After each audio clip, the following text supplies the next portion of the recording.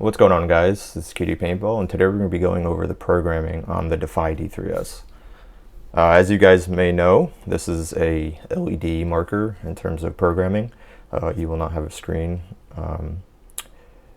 but no worries, this is still a really easy marker to program, and we'll go over it now. So first off, this marker uses a Tadao Ronin board. Very simple, very easy to handle. It comes with a nice manual here for programming, and we'll use this in tandem with the actual programming, and we'll just get into it.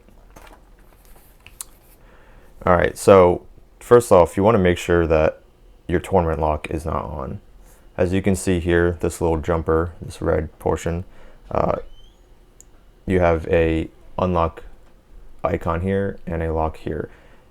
If you want to lock the marker into tournament mode, you pluck off the jumper and switch it to the next two prongs to the right, and that will lock the board from any programming, which isn't anything that you can accidentally do, but if a tournament requires it, it's available.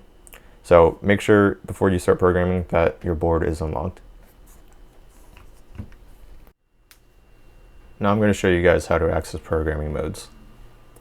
Just to show you, I have this set to adjustable semi-auto, which is the second firing mode, and I have it capped out at 15 balls per second. I'm going to turn off the eyes real quick.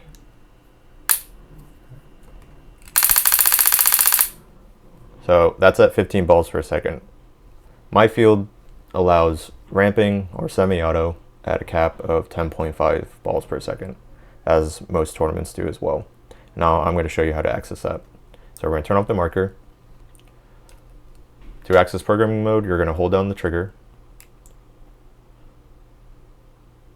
turn it on. It's going to flash multiple colors, and it's going to indicate where we are in the program menu list. There are a total of 9 different parameters that we can adjust. Right now, solid green indicates fire mode, solid red, max rate of fire, solid orange, max rate of fire, fine timing, and I will show the rest on the screen. So first off, we're going to cycle back to firing mode, and I want to put this on Millennium Ramping. So to access Millennium Ramping, we're on solid green, you hold down the trigger, the LED will flash indicating what firing mode it's in. It's going to flash 2 times. After that, it will stop flashing, and you have 2 seconds to enter a new number. 1, 2. 1, 2, 3, 4, 5, 6 for Millennium mode. It's going to go solid green to indicate that it accepted the parameter.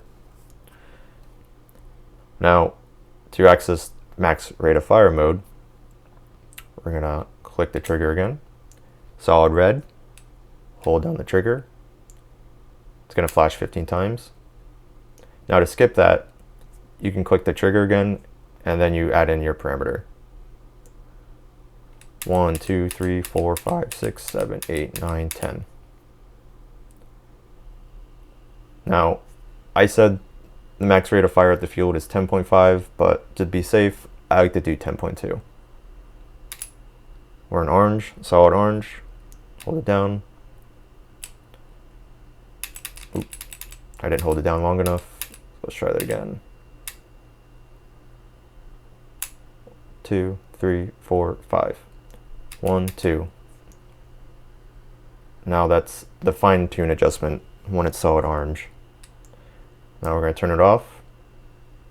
Exiting program mode, all of these things should be saved. Turn it back on, turn off eyes, and it should ramp to 10.2.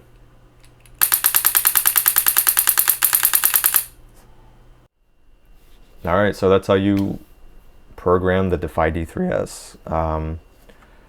Now I only really showed you 3 of the parameters that you can adjust out of the 9. I don't really recommend touching the rest of them. Maybe you'll adjust dwell if you're having some issues with bolt stick during the winter. But first I would always address the battery, making sure that it's fresh, and relubing the bolt or the engine. You adjust dwell, which I can go over in another video, by bumping it up a couple milliseconds. It's default at 6.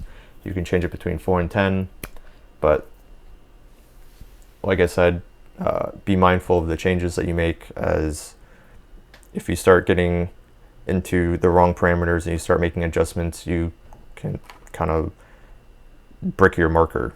Not permanently, it shouldn't be permanent.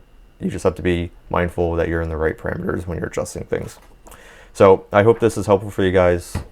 Thanks for watching. If you guys have any questions, leave them down below.